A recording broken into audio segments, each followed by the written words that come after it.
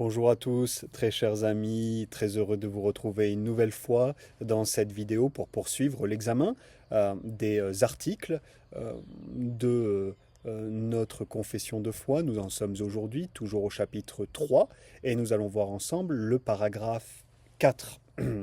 Toujours un plaisir de méditer sur les vérités de la parole de Dieu telles que consignées dans notre confession. Je vous lis ce paragraphe qui nous dit: Ces anges et ces hommes ainsi prédestinés et préordonnés, sont particulièrement et inchangeablement désignés, et leur nombre est si certain et défini qu'il ne peut être ni accru, ni diminué. Alors nous en sommes toujours dans ce paragraphe 4, à parler, à méditer du décret de Dieu concernant l'état éternel des créatures raisonnables. Créatures raisonnables qui sont soit les anges, soit les hommes. Nous avons là les deux types de créatures raisonnables qui peuplent le monde créé par Dieu. Certaines de ces créatures raisonnables, que ce soit des hommes ou des anges, ont été prédestinées à la vie éternelle, nous disait, suivant la parole de Dieu, l'article 3. D'autres, au contraire, ont été préordonnés à la mort éternelle. Alors, vous vous souvenez, communément, cette prédestination à la vie éternelle, on l'appelle le décret d'élection, et cette préordination à la mort éternelle, on l'appelle le décret de réprobation, communément appelé décret d'élection, élection pour la prédestination à la vie éternelle et réprobation pour la préordination à la mort éternelle. Eh bien, cet article de la confession vient nous dire que le décret d'élection et de réprobation est premièrement particulier, deuxièmement inchangeable et troisièmement défini. Particulier, inchangeable, défini. Commençons à nous intéresser à cette première information qui nous est communiquée. Le décret d'élection et de réprobation est particulier. Ces anges et ces hommes, ainsi prédestinés et préordonnés, sont particulièrement désignés. Particulièrement désignés. Par son décret, Dieu prédestine et préordonne ses créatures particulièrement. Alors qu'est-ce que ça veut dire particulièrement dans ce paragraphe, dans cet article de la confession de foi? Eh bien ça veut dire personnellement ou individuellement. L'élection et la réprobation sont personnelles et particulières. Personnelles, particulières, individuelles, si vous préférez. Alors, est-ce que c'est là l'enseignement de l'Écriture sainte? Bien oui, mes amis, bien sûr. Bien sûr, le décret d'élection et de réprobation est éminemment particulier. Vous avez par exemple ces textes, alors on peut en prendre un exemple, Apocalypse chapitre 20, verset 15. Vous savez, tous ces textes qui nous parlent du livre de vie. Et quiconque ne fut pas trouvé écrit dans le livre de vie fut jeté dans l'étang de feu. Vous avez dans l'Écriture, ici et là, le livre de vie mentionné. Mais quelle est l'idée derrière l'image d'un livre de vie, En fait, le décret d'élection nous est présenté comme un livre dans lequel Dieu aurait noté scrupuleusement les noms de tous ceux qui sont prédestinés à la vie éternelle, précisément pour nous communiquer l'idée de la particularité du décret d'élection. Le décret d'élection n'est pas indéfini ou général, il est particulier. L'image qui lui est associée, c'est un livre dans lequel sont notés le nom de tous les élus. Vous avez aussi ce texte que l'on trouve dans les évangiles, Luc chapitre 10, verset 20, les disciples dont les noms sont écrits dans les cieux. Voyez, là encore se dégage l'idée de la particularité du décret d'élection. Un autre texte que l'on pourrait considérer se trouve dans la deuxième lettre de Paul à Timothée, chapitre 2, verset 19. Toutefois, le solide fondement de Dieu demeure ayant ce sceau, le Seigneur connaît ceux qui sont à lui. Voilà. Le Seigneur connaît ceux qui sont à lui, il connaît ses élus, et il connaît évidemment ceux qui ne sont pas à lui et qui sont rebelles à son autorité. Alors c'est la première information véhiculée par ce paragraphe de la confession de foi. C'est une précision doctrinale qui est importante. Le décret d'élection et de réprobation est particulier. Deuxièmement, ce décret n'est pas seulement particulier, il est aussi inchangeable. Ils sont particulièrement et inchangeablement désignés. Voyez ? Inchangeablement désignés. Par son décret, Dieu prédestine et préordonne inchangeablement ses créatures raisonnables. L'inchangeabilité, c'est une propriété du décret.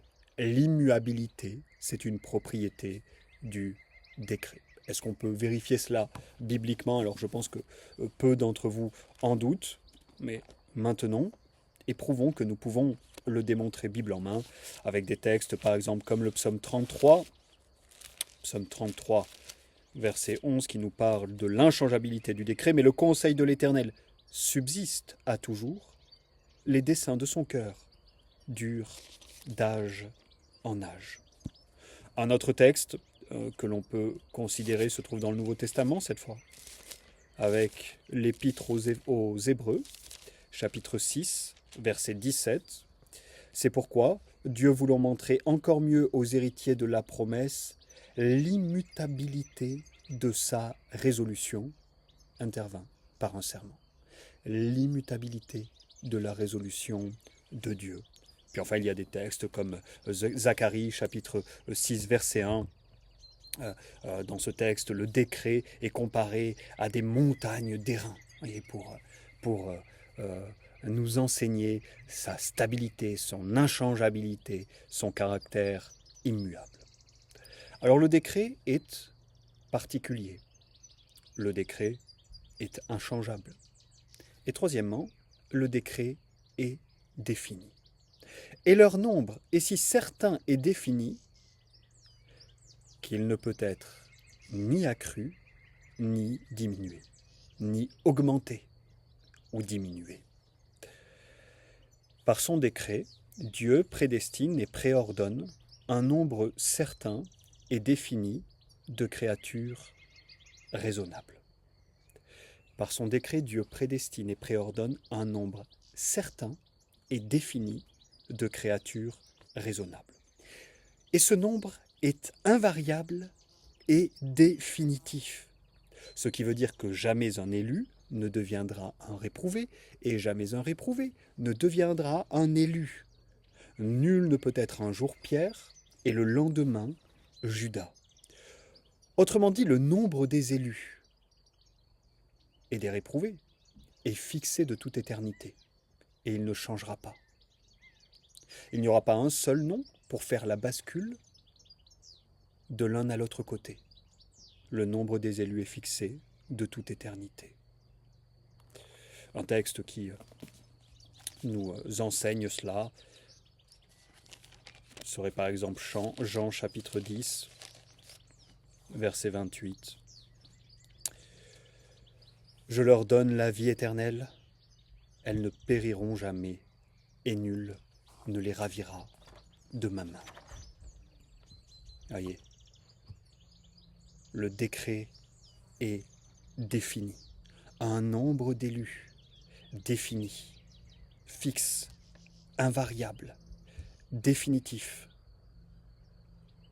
Les élus se trouvent dans la main du Père et du Fils, et personne jamais ne les en délogera. Alors, ces précisions sont importantes. On pourrait se demander pourquoi la précision d'un décret particulier, inchangeable et défini. Eh bien, ces précisions sont importantes contre ceux qui croient en un décret général, conditionnel et indéfini, comme les arminiens, comme les luthériens. Et donc il est important toujours de maintenir la stricte vérité de la parole de Dieu et la stricte orthodoxie réformée sur ces questions. L'élection et la réprobation sont particulières, inchangeables et définies. Alors, évidemment, c'est un article, un paragraphe de la confession de foi dont les précisions doctrinales sont importantes. C'est la raison pour laquelle cet article, ce paragraphe a trouvé une place dans la confession de foi. Néanmoins, comme vous pouvez le voir, on a vite fait le tour des informations qui nous sont communiquées. Alors, je vous propose de terminer avec deux applications. Normalement, je n'inclus pas d'application dans ces méditations parce que ce ne sont pas des prédications. Ce sont des exposés doctrinaux. On pourrait peut-être associer ça, disons, à des cours de catéchisme, davantage d'ailleurs peut-être destinés aux adultes, mais pas seulement, quoique ce ne soit pas à proprement parler non plus des classes de catéchisme. Bon, ce sont des études doctrinales sur les articles de la confession de foi. Je n'inclus donc généralement pas d'application pratique, mais étant donné que la méditation pour aujourd'hui a été courte, je voudrais vous en mentionner deux quand même. Premièrement, et nous aurons l'occasion d'y revenir dans le futur, mais gardons-nous, c'est la première application, mes amis, d'une mauvaise manière de concevoir l'élection et la réprobation. Il y a beaucoup de gens, c'est d'ailleurs souvent la première raison de l'opposition que l'on rencontre chez certains croyants à la foi réformée, ce qu'on appelle le calvinisme. Souvent, la raison fondamentale pour laquelle ils s'opposent à la doctrine biblique à ce propos, c'est qu'ils en ont une mauvaise conception. Alors il faut se garder d'avoir une mauvaise conception de l'élection et de la réprobation. Une mauvaise conception de l'élection et de la réprobation, c'est par exemple de dire « Ah bon, ben, cette doctrine enseigne que Monsieur X peut vivre n'importe comment, s'il est un élu, il ira à la vie éternelle. » Ou alors, à l'inverse, cette doctrine enseigne que Monsieur X est réprouvé, donc même s'il croit, même s'il vit pieusement par la foi en Jésus-Christ, eh bien, il ira en enfer. Évidemment, mes amis, c'est faux. Et c'est une distorsion grave de la doctrine biblique et réformée. Nous affirmons, nous aurons l'occasion d'y revenir, que Dieu décrète la fin et les moyens. Ceux qui sont prédestinés à la vie sont aussi prédestinés à la foi et à la repentance. Les deux sont indissociablement liés, la fin et les moyens. De même, ceux qui sont préordonnés à la mort sont aussi préordonnés à persévérer volontairement dans leur état de péché, à ne pas croire. Vous voyez, alors, il faut toujours se souvenir de ça. Le décret inclut et la fin et les moyens. Ne pas séparer ce que Dieu a uni, ni unir ce que Dieu a séparé. Alors ça, c'est ma première exhortation pratique. Et la deuxième, peut-être un peu plus pastorale encore, c'est de vous rappeler, mes amis, que si vous avez cru, eh bien vous êtes des élus. Si vous avez mis votre foi en Jésus-Christ, vous êtes au nombre des élus. Et ce, même si votre foi est faible, même si elle est chancelante, même si vous luttez avec l'assurance, l'assurance qui s'obtient par un acte réflexe de la foi, et qui donc peut être dissocié de l'acte direct de la foi qui se projette vers Jésus-Christ. Si vous avez cru, mes amis, vous êtes du nombre des élus. Et vous devriez chérir cette pensée. Chérissez cette pensée en temps de solitude et de mépris. Peut-être que vous vous sentez seul parfois, ou méprisé par les gens qui sont autour de vous.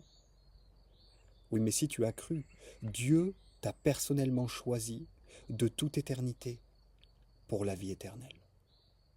Et quelle glorieuse vérité! Ça, c'est un vrai remède contre le mépris et contre l'abandon. Si nous avons cru, alors cela signifie que de toute éternité, Dieu nous a personnellement choisis pour la vie éternelle. Je peux bien être méprisé des hommes et abandonné des hommes. Si je peux jouir et si je jouis de cette douce consolation.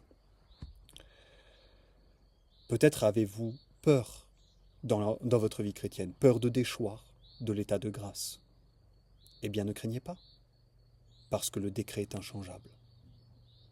Vous ne pouvez pas déchoir de l'état de grâce. N'ayez aucune crainte. Peut-être que vous êtes fatigué dans le témoignage que vous rendez à Jésus-Christ et dans l'évangélisation. Tant d'efforts, si peu de résultats, tant de cœur à l'ouvrage, si peu d'attention chez ceux qui reçoivent notre message. Là encore, les vérités que l'on a vues aujourd'hui sont importantes, si c'est votre cas. Il y a un nombre certain et défini d'élus. Certains doivent encore venir à Jésus-Christ, alors persévérer, témoigner. Il y a encore des élus qui doivent venir. Vous savez comment nous pouvons en être certains? Eh bien, c'est qu'au jour où le nombre des élus sera complet, le monde cessera d'être. Et alors viendra la fin. Vous vous souvenez de ce texte que l'on trouve dans les Actes des Apôtres, chapitre 18, verset 10. « Car je suis avec toi, et personne ne mettra les mains sur toi pour te faire du mal, car j'ai un grand peuple dans cette ville. » Qui sait ce qu'il en est de vos villes à vous? Le Seigneur y a peut-être un grand peuple. Il y a encore des élus qui doivent venir, nous le savons parce que le monde n'a pas pris fin. Alors continuons, sans nous lasser, à témoigner. Et l'élection et la réprobation n'est pas un frein au témoignage et à l'évangélisation. C'est plutôt un moteur. Ça, c'est souvent une accusation que l'on a pu proférer contre les réformés. C'est de dire que la doctrine de la pleine souveraineté de Dieu, de son dessein éternel, du décret d'élection, de réprobation, eh bien tout ça faisait tomber tel un château de cartes la nécessité, le besoin pressant d'évangéliser. C'est tout le contraire. C'est tout le contraire. Parce qu'il y a des élus. Alors, nous annonçons l'Évangile sans nous lasser ni nous fatiguer. Voilà mes amis, je crois ce que l'on pouvait dire à propos de cet article. Je vous souhaite de passer une bonne semaine dans la grâce de Dieu et si Dieu le permet, nous nous retrouverons bientôt pour aborder ensemble le 5e paragraphe du chapitre 3. Que la grâce et la paix du Seigneur Jésus-Christ soient avec vous tous.